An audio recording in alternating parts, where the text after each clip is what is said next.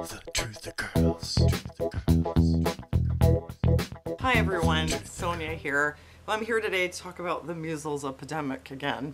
Every time there's a measles epidemic, there's a panic, and the issue of mandatory vaccinations always comes up, and it's like, this is the whole big thing. This is the issue. Do people vaccinate enough?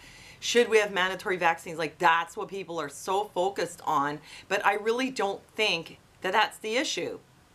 I don't know why it always ends up like that, but I've got some information here for you that's pretty much going to show that there really isn't any kind of vaccination crisis. America and Canada as well, where I live, are not under some kind of big threat of like a giant measles epidemic and a lot of associated hospitalizations and deaths. Like, there is no crisis. See, if you had a real crisis, for example, somebody dropped some anthrax on America, you have a crisis, and then people should probably get vaccinated. Like, I'm not anti-vaccine. I mean, depending on the situation, sometimes the vaccine is a very good idea, right? But if there was a crisis and you really had to make sure everyone was vaccinated, then we could talk about mandatory vaccines. But what I'm going to show you is that right now, like, we're not in that kind of crisis. So why this big debate? It's really strange. Okay, there goes my monetization. Please support me on Patreon if you want to hear me speak from the heart, because, you know, clearly on YouTube, there's a little bit of stifling going on. So first of all, here's what's going on in America right now. Of course, there's a push for mandatory vaccines, but there's pushback against it also. And here's an article on Health Impact News. Washington State battleground, citizens head to Capitol to oppose mandatory vaccines. The reason I'm sharing this with you is if you look at the picture, you're going to see there's a poster that says not anti-vaxxer, ex-vaxxer. This is the thing that people who talk about anti-vaxxers, a lot of time they just overlook this. Like, they think that people who don't vaccinate their children are just wantonly reckless. But the reality is that a lot of people who are refusing vaccines used to vaccinate, and they stopped because there was a problem. Either their children had a reaction or the child of someone they knew had a reaction, and they started to take it more seriously, like, hey, you know, this could really happen. So we're not just like, oh, hey, let's not vaccinate. So eat some granola, do some yoga, and skip your vaccines. It's because we've seen that there's a risk. I mean, I speak for myself, but I think a lot of people figure that actually the risk of taking the shot on the whole is higher than the risk that you would catch the disease, get a complication, have a serious problem from the disease. Because those diseases, they're very low occurring. All right, but back to the issue of the mandatory vaccines and why it's really not necessary.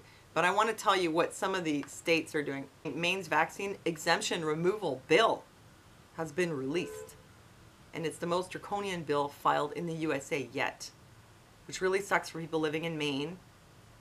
This bill will make it mandatory to have vaccines for elementary and high school, and also for college and pretty much everything else, any kind of education, and without allowance for philosophical or religious exemptions. It's pretty hardcore. I mean, the fact that it's even for college, you know, like, these are adults. Okay. Meanwhile, there's good news for people living in Iowa. Iowa bill would expand parents' ability not to vaccinate children. A new bill introduced at the State House would enable parents not to vaccinate their children without needing a medical or religious exemption.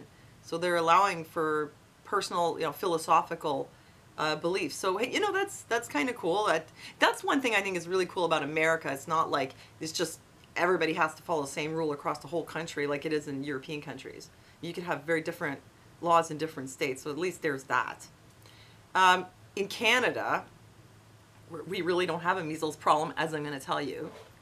A woman, it's just a mom actually, has started a petition for mandatory vaccinations in BC schools. This actually really bugs me because, like I say, we don't have a problem in Canada.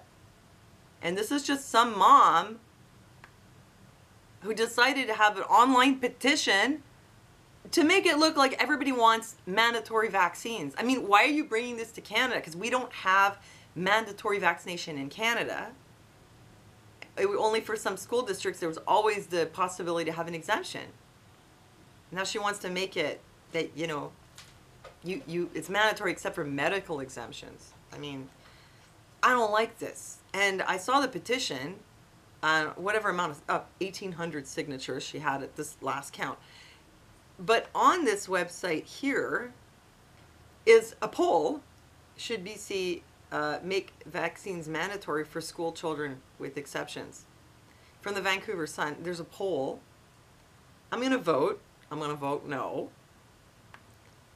And see how the tally turns up. The no's have it. 55.39% of people say no. 44.61 say yes. So if you look at everyone who's looking at this article, more than half don't want it. And yet this petition doesn't give you an option to vote against making it mandatory. You know, I guess they're just bringing it up, but I just don't like it. And I think they should have, well, let's hope it doesn't happen. Okay, so here's why I want to say, you know, that there really isn't an emergency. I'll speak for Canada. I mean, I'm sure it's the same in America too, but one thing that I said in the last video was that the measles cases are imported. So you could really stem the flow of measles into America or Canada by focusing more on the people who are traveling instead of everyone. There's a thought. This is what I noticed. Montreal measles alert underscores need to vaccinate, authorities say. Let's not jump the gun now. What happened was there was one woman who came back from somewhere with measles.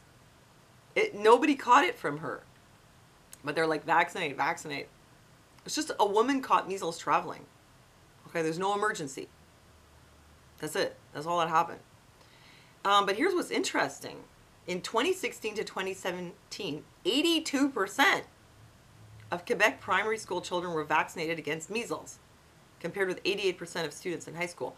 Oh, wow, that really struck me because those are very low figures. Like in America, okay, the target rate is always 95, and where they had 95% coverage, they're like, that's good. You know, in California after SB 277, they're like, yeah, we got to 95, but there's some pockets where it's as low as 88%. And that was their like low pockets. And they're worried. They're like, oh, you know, we could have measles in those areas. And then I find out that the average percentage for Quebec for measles vaccinations is 82% for elementary school. So like, why are we not having, you know, a horrible measles pandemic? I mean, that's low, right? This is supposed to be like in the critical zone.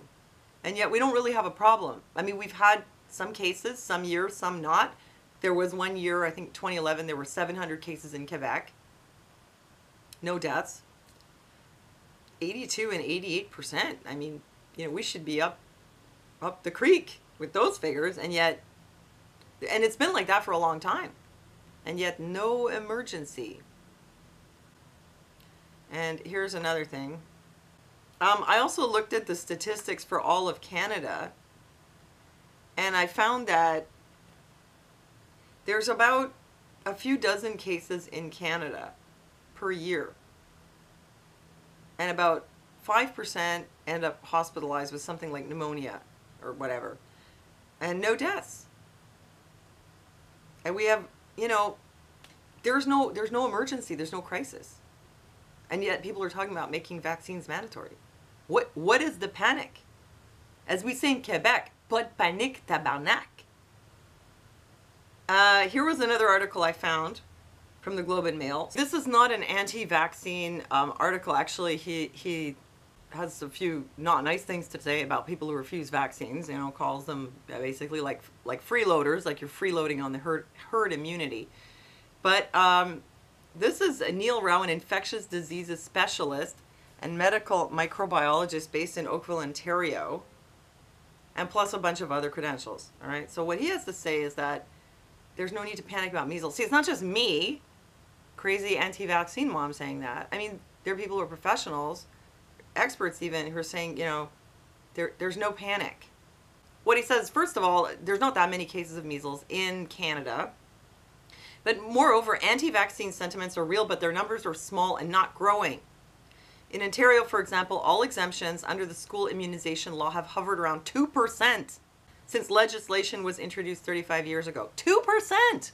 for 35 years. Pas de panique. A small but stable number. Our current levels of immunization are more than adequate to achieve herd immunity, which means that measles cannot spread in a sustained way. This protects everyone, even those who have not been immunized. So there's no like huge wave of anti-vax movement. It's a small but stable percentage in Canada. And in Quebec, where we have 88%, which is kind of low, and yet somehow we don't have a measles crisis. So in conclusion, the reason I showed you this was that it's probably a lot of worry for nothing. I really don't like this petition from BC. I hope it doesn't go through. I still believe in health freedom.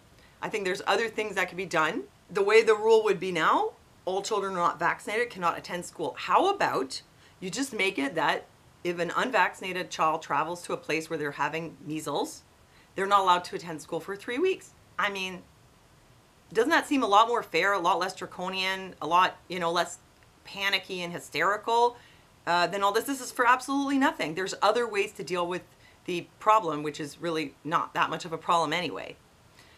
So that's what I wanted to say. I hope that you live in Iowa and not in Maine. Let me know what you think. Thanks for your support on Patreon. Thanks for listening to me, and I'll see you next time.